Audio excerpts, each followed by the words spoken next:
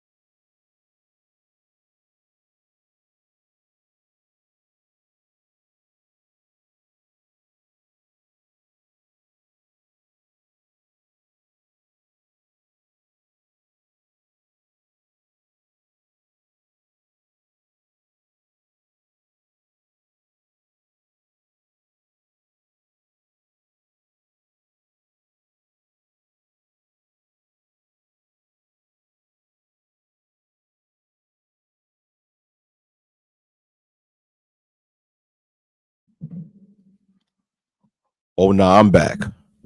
Nah, I'm back. I'm back. I had to pick up this call. My fault. My fault. Yeah, I had to pick up this call. But nah, Tampa. It is not normal for the northeast of the United States to experience an earthquake. It's so abnormal that the last time this thing happened was 13 years ago. 13 years ago was the last time the northeast region of the United States felt an earthquake, which was 2011. For you guys that can't do the math. Yeah. Oh, I'm all right. I'm all right. Yeah, I'm all right. It was just a very short earthquake. It was like it's very short. It was very short, but when I felt the ground shook, I'm like, what the hell was that? I'm like, what's going on? You know? Yeah, August of 2011. Yeah, August of 2011. I remember that because I actually did not feel an earthquake. At that at that time, I was taking a trip to Massachusetts. And when I landed and then when I was in Massachusetts, I was watching the local news and they were saying that there was a big earthquake to the point that a building in Massachusetts collapsed. So I thought, okay, this issue was only a Massachusetts thing, right? But then when I returned to New York, I hear a lot of people in New York talking about it. So I never really felt that earthquake. Yeah, it's going to be a solar eclipse and everything. Yeah, it's going to be a solar eclipse in a few days. Yeah, but it was a very short-lived earthquake, and people in New Jersey, uh, Maryland, and even in Pennsylvania felt that earthquake also. So it was a northeast thing. But when you think about it, the northeast of the United States sits on top of a fault line, which is I think the New Madrid fault line, which borders the northeast. I think it's called the New Madrid fault line or the Ramapo fault line. I think it's either one of them or both. You know, no, I just stated that the earthquake affected the northeast region because it went all because even people in Pennsylvania and in Maryland felt that earthquake, and parts of Maryland felt that earthquake. So it's a northeast thing, not only the NYC tri-state area. But in New York City alone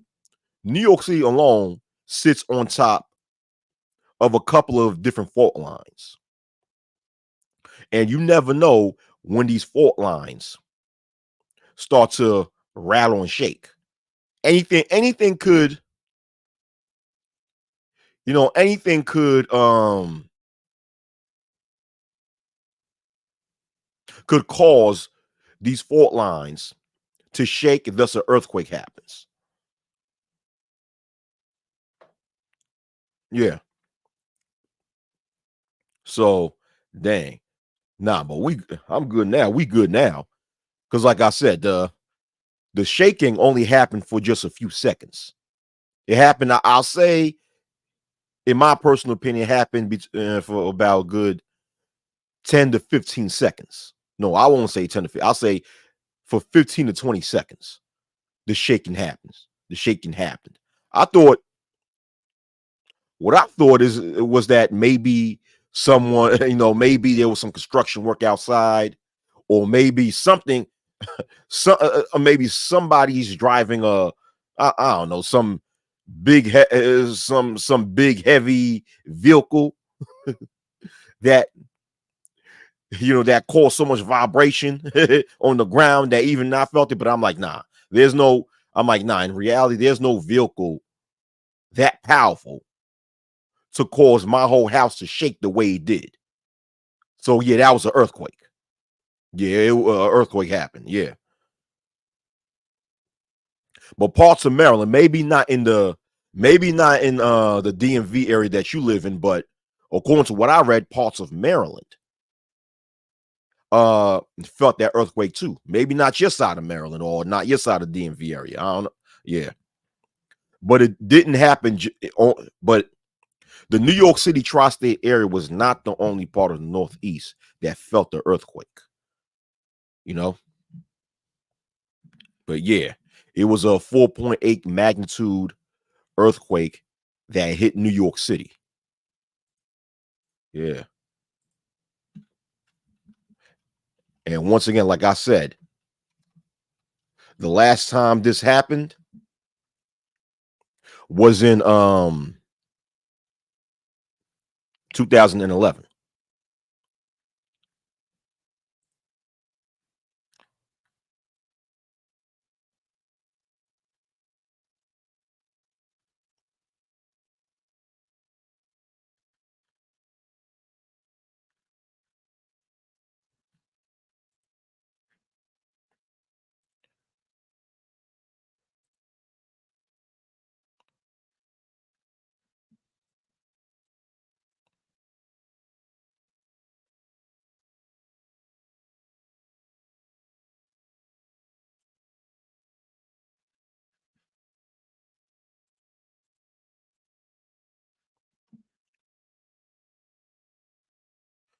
Well, so far, no aftershock so far. Oh yeah, yeah. I heard Taiwan had an earthquake yesterday. Yeah, but yeah, no aftershocks thus far. You know. Yeah. This was the first time in my life that I felt something like this. Yeah. Nah, no aftershock. Yeah, that's crazy. It's crazy. But let me.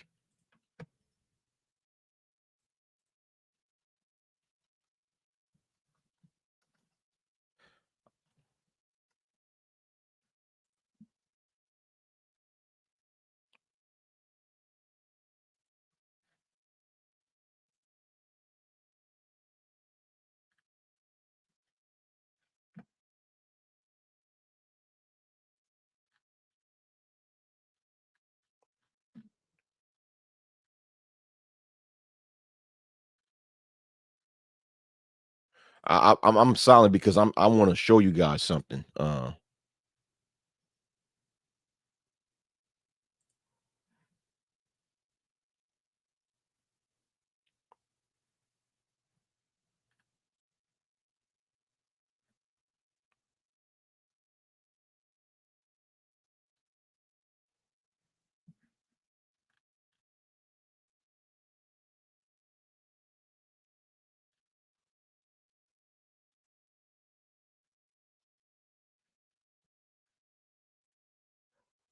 Hold on for one moment. Bear with me. Bear with me for one moment.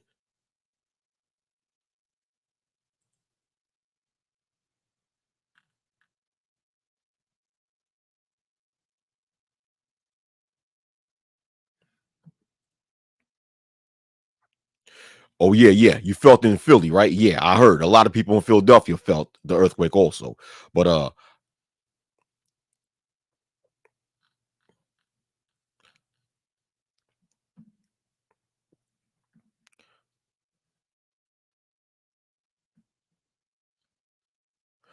okay. So I'm gonna let me see. Let me turn it on to this so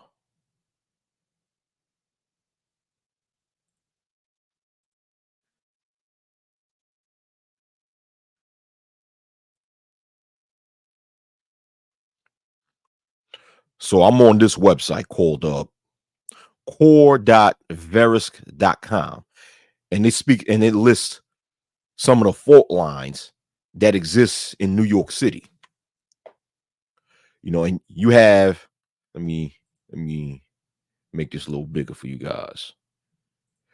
You have the 125th Street fault line, right? Which is the largest fault line in New York City, which is right in the heart of Harlem. 125th Street, that's in the heart of Harlem, New York.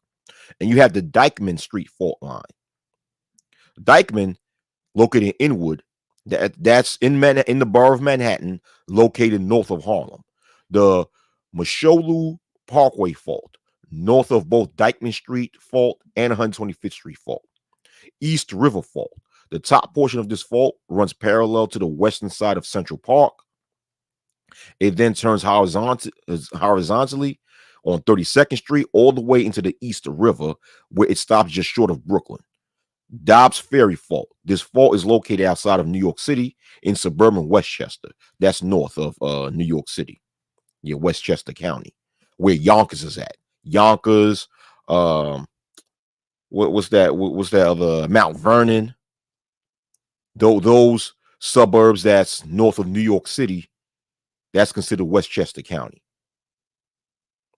The Ramapo Fault line, similar to Dobbs Ferry, this is also not within the confines of New York City. It runs from eastern Pennsylvania to the mid Hudson Valley, less than 40 miles north of New York City. Of note, it is only a few miles northwest of the Indian Point nuclear power plant in New York State. So, okay, so this is the Ramapo is not really in New York, but it's close to New York. It sits on the eastern part of Pennsylvania, right? So there's a few fault lines in New York City, mostly Manhattan, right? In the borough of Manhattan, where when it comes to a fault line, almost anything can trigger that fault line to form an earthquake. Thus, it will not be shocking. It's not really that far fetched for an earthquake to happen in New York City, being that it sits on several different fault lines, you know. But New York City, as of right now, is not prepared for a big earthquake to happen because the overall majority of buildings and homes that exist in New York City and the Northeast in general are not earthquake resistant.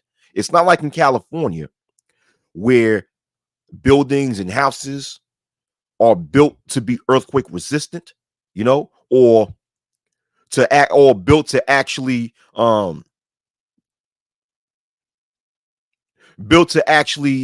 have less impact when it comes to earthquakes. New York City is not prepared for that.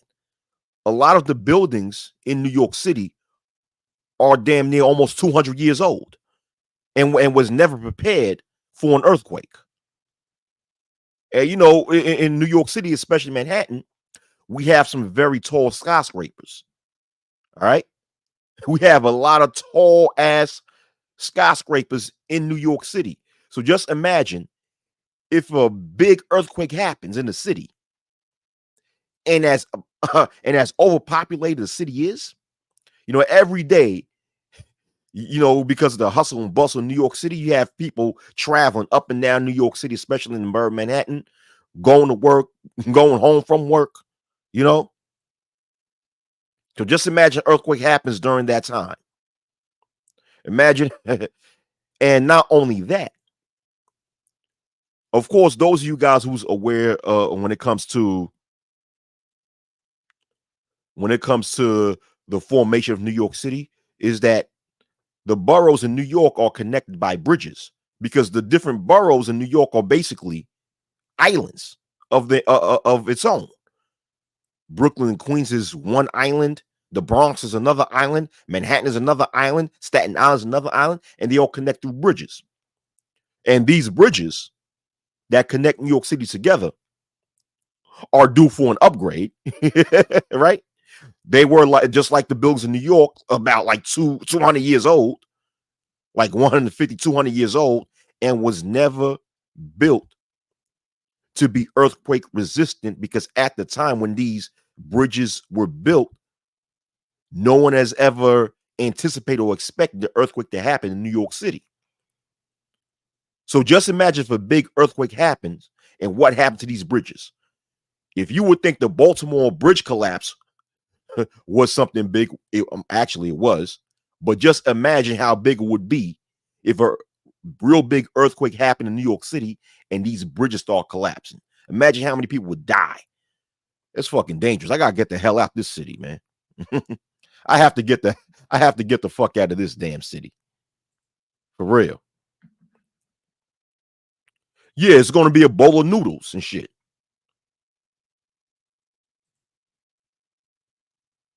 Yeah, they're going to go down because because these New York City bridges are dilapidated anyway. Listen, one day if you go to the Brooklyn Bridge, right? If you go to the Brooklyn Bridge, you can actually walk through the Brooklyn Bridge. You could walk or ride your bicycle through the Brooklyn Bridge, right? Because there's a section where people could just walk through the bridge. And if you walk through the Brooklyn Bridge, you look down, you'll see some broken pieces of wood. Because what happened is, the way the Brooklyn Bridge is built, like on the top part is like cement, but on some parts of the bridge, they have like pieces of wood. I don't know. Damn, I don't know how the fuck they they put wood in bridges and shit like that. There's like pieces of wood, and some of these pieces of wood over time broke off. And when you look, and you could actually see through these broken pieces of wood to see the lower level of the bridge where the cars are passing by. Yeah, because the Brooklyn Bridge consists of two levels. The top level is where civilians could just walk or ride their bikes through the bridge. The bottom level is where people that got cars could drive through the bridge. So when you're walking on the top level, you see broken pieces of material on the ground, so where you could see through and look at the bottom level. Yeah, they never really upgraded. Yeah, the city never really upgraded when it comes to fixing these bridges. I won't say never, but I'll say the city rarely upgrades. As a matter of fact, years ago, I was doing some research when it came to the overall dang. What am I looking? What am I here? Damn, I was looking for a specific word, but I forgot, right? But I was doing some research when it comes to like the overall bridges and buildings that exist in the United States. And according to that article, it stated that the United States in general have done a very terrible job when it comes to upgrading things like the bridges and tunnels that exist within the United States, to the point that that article give the United States a grade D when it comes when it comes to how The United States of America in general takes care of its bridges, tunnels, skyscraper buildings, etc., etc.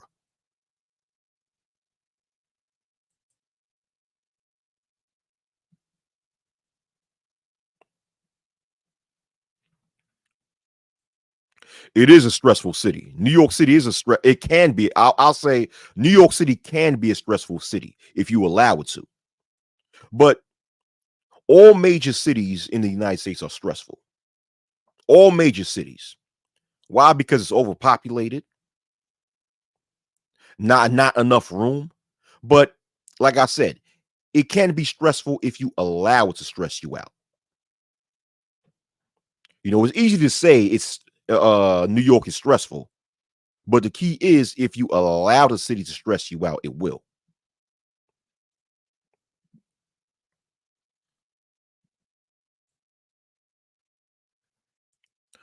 But that's all I have to say about this. Yeah, but yeah. So I mean, I have not felt an aftershock when it comes to this small earthquake that just happened in New York City. It happened for a very short period of time, but when it did happen, it felt like a long time, if you get what I mean. But yeah, it's crazy. This world is getting crazy. But yeah, let's see what happens. All right, guys, I'm out of here. Peace.